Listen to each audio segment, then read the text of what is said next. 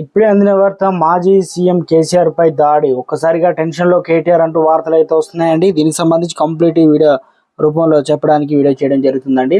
ముందుగా వీడియోస్ ఉన్న ప్రతి ఒక్కరు కూడా లైక్ చేయండి. చాలా మంది సబ్స్క్రైబ్ చేసుకోవడం లేదండి, దయచేసి సబ్స్క్రైబ్ చేసుకొని బెల్ ఐకాన్ ఆల్ పైన ట్యాప్ చేయండి. లైక్ చేయండి, అందరూ కూడా ఇన్ఫర్మేషన్ అయితే తెలుస్తుంది.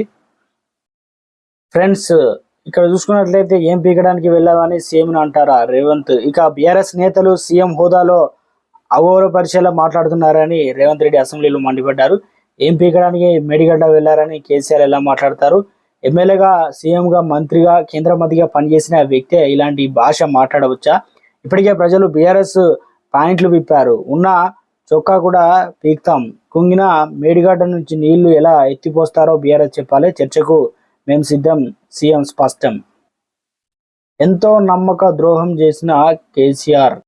మేడిగడ్డ పిల్లర్ కుంగిన రోజే అదే ఎన్నికల్లో తమ ఓటమి కారణమని కేసీఆర్ భావించారా? అసలు సంగతి బయట పెట్టకుండా మేనేజ్ చేద్దామని ప్రయత్నించారా? మేడిగడ్డ పిల్లర్ కుంగిపోయిన బాధ్యతను ఆ పని చేసిన నిర్మాణ సంస్థ ఎల్ఎండి వైఫల్యం చిత్రీకరించే కేసీఆర్ అండ్ కో ప్రయత్నించిందా? అందుకు ఒప్పుకొని ఎల్ఎంటి సంస్థను నాటి ప్రభుత్వ పెద్దలు బెదిరించారు అంటే అవుననే సమాధానం వస్తున్నాయి. ఎల్ఎంటి సంస్థ రాసిన ఆ లేఖలో అంశాలన్నీ నాటి ప్రభుత్వాన్ని దాష్టికంగా బలపరిచేలా చేకూరుతున్నాయి.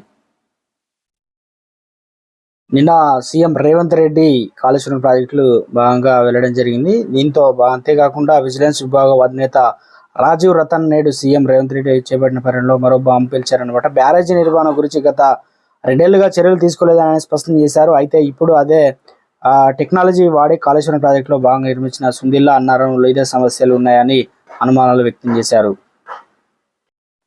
తెలంగాణలో